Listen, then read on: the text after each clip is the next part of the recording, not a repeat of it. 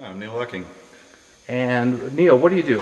Farm and do some racing on the side. Do some racing. What do we have here? A couple cars. Yep, a couple of 600cc modified midgets. Can you explain to us the different what that means exactly? Well, 600cc, that's the size of the engine in the car. It's a cubic centimeter displacement, and it's the size of they're a motorcycle engine is what they are, and that'd be the size of the engine in them. So this could come out of a motorbike then. Yep, this motor right here come out of about a '92 Honda CBR 600 F2. Okay, how long have you been racing?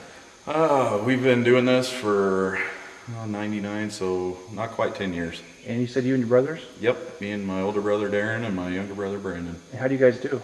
We do all right. We don't wrap up a lot of money in it like some of the guys do, but we kind of hang in there, and we won a feature here a few weeks ago, and we get a few wins here and there.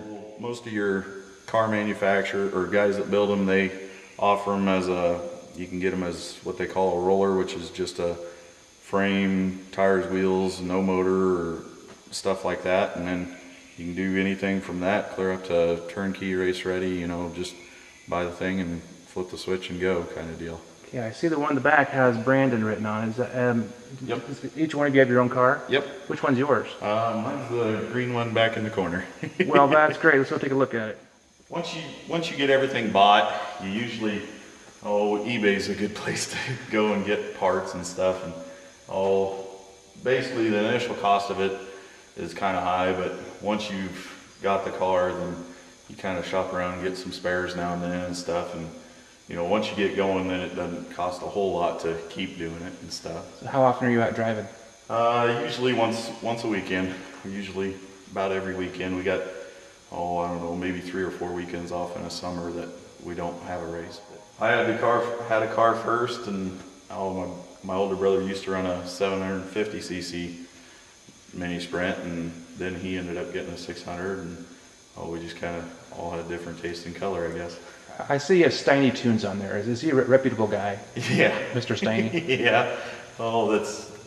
Trevor Steinmeier down at the radio station. I've had a few dealings with him too. Yeah. He kind of, he's a goofy character. Okay. Can you show me any of the intricacies of what makes up this car? Basically, your engine is straight out of the bike for the most part. There's very little modifications needed to put them in these cars. And then we just run the transmission just as it is off the bike, and it's chain drive to the rear axle, and then you got these cars here. This one is set up as a torsion bar suspension. You got torsion bars and arms for your suspension pieces and stuff that give you the flex and movement of your suspension. Some of them have what they call a coil over car, which is a coil spring over the shocks. What made you choose this style? The sprint car stuff really intrigues me, and this is a lot cheaper than the big sprint cars and stuff, but it's basically the same design and everything. And this is considered an open wheel racing because you don't have fenders over your tires, and then it's a little more challenging and stuff. You can't go bumping and rubbing into people too awful much, or you end up wrecking. And it kind of most of the guys we race with are real respectful of your stuff, and you just return the favor to them too. Okay. Is there anything that folks would be interested in knowing that I'm not asking you? Any good war stories? We've had a few. We've had some pretty. One thing about it, if you do end up crashing one of these things, there's usually not too much of a small wreck. It's usually a big one if it is a wreck, and you can get mustered up pretty good in these. And I've had this one. I've flipped it a few times, and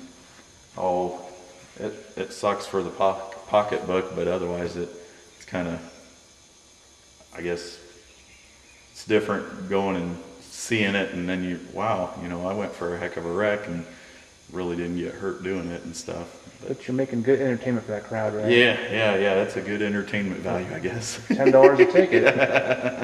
Well, every time you go out for a race, whether it be a heat race or a dash or a feature, you get points for where you finish, and then they go and they add those up as you go along, and then at the end of the year you have a end points total. But during the year they go and every one of your races they line you up according to your points average. So if you do really well racing and you got a high points average, usually about every night the best you're going to start in that feature is 12th position. And that's the other thing with nice racing with your brothers is if one of you breaks down, the other two are there to help, and you know, we tend to take care of each other. And if somebody else does you wrong on the track, then you got two others that want to go over there and beat them up or something. I suppose it's probably cheap on parts too, because you can say, hey. Well, for some, here a couple years ago, Brandon, he wrecked his, I don't know, about 3 weeks in a row.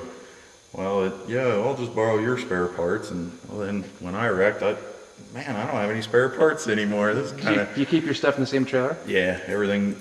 We're all together on stuff, and you know, in the end, I think it all evens out. But there's sometimes you mark your stuff. Cool. Well, thanks a lot. I appreciate that. That's no problem.